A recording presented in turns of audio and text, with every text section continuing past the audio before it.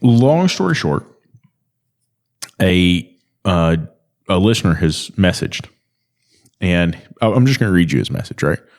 Because I think you know how to read? Huh? You know how to read? No, I don't know how to read. I was going to say, I know where you're from. Close to the mic. You get close enough to the mic. You can hear me. You heard I said I didn't know how to read. Yeah, I can hear you outside my headphones though. So his name's Alex, and he says, and David and I talked about this a little bit, but you had some insight that was completely different than the way we took it. And I thought it was important to throw you in here too. So he says, sorry in advance if some sentences are poorly structured. English is not my native language. I own a shop specialized in EV. We only fix EVs, and most of these are Teslas. However, we recently noticed Tesla doing more and more service at a loss. It started when I was employed by them, but it only really took off recently.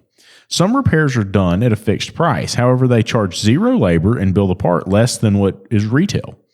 The Canadian Bureau of Competition seems to agree that this may be abuse of dominance, which creates an environment where customers are trapped to get their car serviced at the Tesla location and effectively blocks third parties from making these repairs. Two of these examples are some suspension parts. Tesla charges $110 to replace a single upper control arm on a Model 3 or a Model Y. As a third party, if ordering parts through Tesla, we pay $115, have a shipping charge, and then need to bill $0.5 plus an alignment. Another prime example are lower control arms on Model 3 and Model Y. Again, Tesla charges $100 flat to replace one. The part is $240, and it takes about $0.25 plus an alignment. The third example is a Tesla Model S rebuild/replacement. I'm guessing he's thinking of, I don't know, maybe door handles? Because he didn't really explain, but he says Tesla made a flat fee of $550. Parts alone are around $600 plus 1 hour of labor. I'm all for reducing the cost to the customer. However, the price should be adjusted for third party, and they should be billing hours. They don't care about the loss, but in the end, we're the one hurt by it. After discussing with other shops, owners, and techs, I've been made aware of other dealerships starting to engage in similar practices, and I suspect it's to kill smaller shops. What do you think about that? I mean, is Tesla always upfront on what they do? No, but in some cases, like their Model 3, they have a huge problem with their control arm. They probably are going to be facing a recall on it because their fix to fix the squeak was to lubricate it. Right. So with that said, they're probably doing them cheap to avoid the recall and avoid any upset customers and bad publicity. Or should they get a class action lawsuit or something comes down the pike, the reimbursement rate to the customer is going to be substantially less. Right. And they're mitigating some of their losses. They have a big problem and they're just taking care of it. In China, they forced them to recall the lower control arm that was snapping. In the US, they never did. But if that arm fails, they sure will silently replace it for a cheap price. Right. But this isn't, I mean, I've been working on cars for a long time.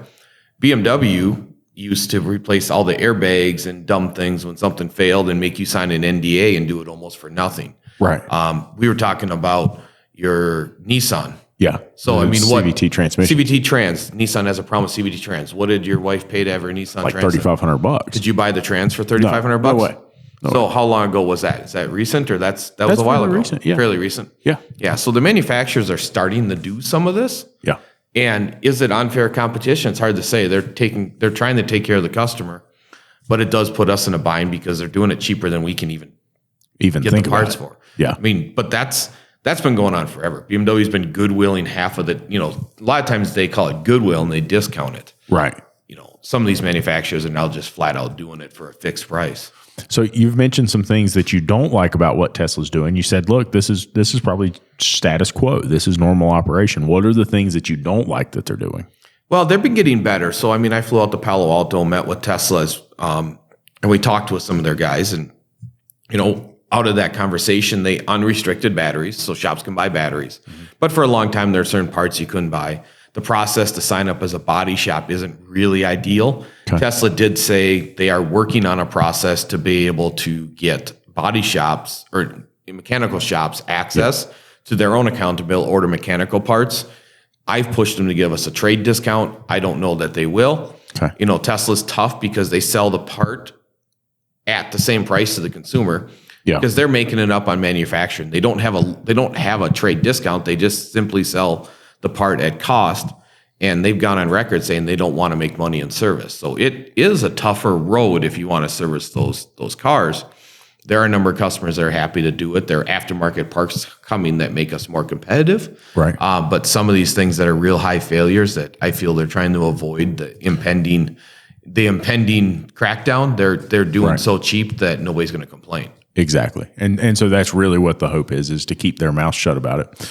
So I feel like that is a really interesting perspective, and I really appreciate you bringing it to us. While you're here, and certainly if you feel comfortable mentioning it, if you don't, it's fine. But Donnie had sent me a message recently, and he said, "Hey, we're ready to release some new stuff." Right? Can you speak to that as far as like the aftermarket scan tool access to the VSP and some of the things that are coming as far as? Well, I mean, I can speak to what you know currently. And that's all I'm asking. That right now, if you log on the toolbox, it starts to ask you for VSP. So that should allow security access, is what our hope is. They're testing the VSP, and that should allow us security access to the car to do keys and other functions. Yeah. Right now, you'll see it on the website. It's not fully functional. It's them testing it. Some of this comes out of other countries. They've had to do it in other countries. Therefore, now they're complying across the pond, if you will. But what will finally come out of that, I really can't 100% say at this time, but there are some things coming that should be better for access. I mean, obviously we have access to the tool, which we didn't for a long time. Now you'll see your VSPs things start popping up, things like that, which will only be required for security functions. But you are seeing two-factor authentication logging in the toolbox where you need a Authy code to log in. So there are some stuff that they're changing on their end because they're worried about security. Right. And so they're going to force end users to be compliant with their security. And not just in Tesla, right? Across the board, I think you and I have had a number of talks about the importance of not just security, but the importance of the VSP program, right? Because there's been a lot of talk.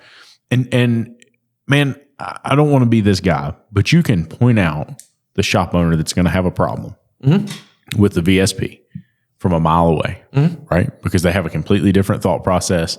They're not interested in following the right way of doing this and providing that information and creating the login and going through it. It's a pretty easy process. Right. Well, I mean, let's be honest. A couple of years ago, you were one of them. Yeah. Well, I mean, I didn't know. Right. Right. And at the time, and you looking back, you have to think about the fact that in many ways, there was not adequate or clearly explained information up until 4 years ago. Maybe 4 years ago, 5 years ago, something like that. We didn't really have very clear information. And there were a lot of rumors, and there were a lot of people afraid of what it was that NASTF stood for. But I think the majority of us have gotten behind this and said, this is important for our industry. This is the direction we need to go. Yeah, the more people are in the registry, the more buying power you have, if you will, to negotiate with the OEs and figure out what's going on. Right. But, I mean, you got your VSP. Yeah. You and Dutch both did it. And you found out it was super easy. It wasn't complicated. There's nothing complex about it. There's literally no reason not to do it. Mario just got his. Yeah. There's zero reason not. Mario just did his, and we know where his stance was for a little while. And so it'd be a good conversation with Mario too. He just got his VSP. Right. And I think that's a really important point, is that if we come together on this topic, because this is not about limiting access. This is about ensuring that you do get access, and ensuring if you do get access, you're a professional to get that access. And I think that you and I have had a number of talks in person and on the telephone and via voice message talking about that our industry needs a good dose of professionalism, because the chop shops fall apart, right? They're not properly servicing the automobile. How many years have you said in groups and on forums, for God's sakes, if you don't have the right tools to work on a BMW, for frick's sake, stop working on it. Right. Well, because you're just going to make a mess. Yeah, we clean up the mess. Right. Yeah. And who pays? And the customer pays twice, and all the good work's already taken out of the car, and we're having to charge a lot of money to fix. Yep. The hard stuff that nobody else could fix, and sometimes it's created by exactly the work they did. Right. And so it is in some way the VSP or NASTF, and I don't want to call NASTF a barrier to entry. That's definitely not what I'm trying to portray here. But is the VSP and NASTF a way to help improve our industry as a whole? to give us an angle on this that improves it to where we can make sure that if you're accessing certain components on this vehicle, if you're going to program this vehicle, that you have proven that you are a legitimate organization. Do you think that that's a way that we improve our industry? I believe so. And it's not even, what I've heard from the OEs is they don't even care who your name is. Yeah. All they want to know is there's a process in place that's vetted you and says, this is a good guy accessing the vehicle. Yeah. And it shouldn't really be a barrier. Anybody that wants to participate should. There's a cost, obviously, to do the background checks and security checks, but really that's what it is. Verify you are who you say you are. Yeah.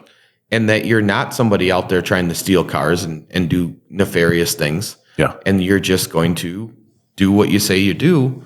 And I don't see that as a bad thing. Now, generally, I try to avoid, government involvement in a lot of things, but I don't see this as a bad thing. This is more voluntary than the government forcing something into us. Well, and that's been my point all along is let's get behind something voluntary before we do get forced. Before we find ourselves in a situation that they are taking control of it and we don't have a say in it. Right now, if we self-regulate to a degree and we control this system from our side and say, look, we've got people in place. You're on the board. Keith Perkins is on the board. Lots of really great people are on the board. Scott Brown. Yeah, Scott Brown. People who know how this is supposed to work are on the board and have a say in what happens. If we don't self-regulate and they decide to regulate for us, we really quickly lose that say. Right. And then they control it, And I think that's my biggest fear is we don't want that to happen. We want to avoid that at all costs. And, you're talking $500, isn't it? Yeah. It's $495. Yeah. And insurance stuff, insurance paperwork, and that depends on your state. But most insurance companies will write that pretty quick. Shouldn't you already have it? I mean, let's be real. Well, you got to write them as a rider. But. Yeah. But I mean, that's minimal if you're properly insured in the first place. Yeah. That's nothing. It's really nothing. No. Yeah. And so, I mean, I think that that's something that our industry needs to get behind, and we need to move in a direction where we're all saying, Mark Allen from Audi, right? I remember a conversation I had with him one time, and he said, Lucas, I am a car guy at heart. I care about the car. And he said, the reality is he said, when Audi puts their brand name on that car, that is forever their car. He's like, they're always going to be responsible for whatever happens with that car. And he said, so I believe that the person working on that car should at least be verified as a professional and know what they're doing. He's like, I don't care where they work. He's like, I support independent shops just as well. And I know there's some questions about, certain OEs and this and that and not supporting the aftermarket. But I think for the most part, we go to ETI and we go to you got to remember how big the OE is. You may have 2 or 3 guys that say, we support you. We support you. You might have guys that say, we don't want anything to do with independent. I mean, it's all over the map. Any of those big OEs, but for the most part, you got a lot of OEs that are saying, we need you guys. We can't fix all the cars on the road. And I think, without naming names of OEs, but there's a lot of OEs that are saying, hey, we know we need you guys. Yeah, 100%. No, I mean, we've heard many of them at this point say, we need you.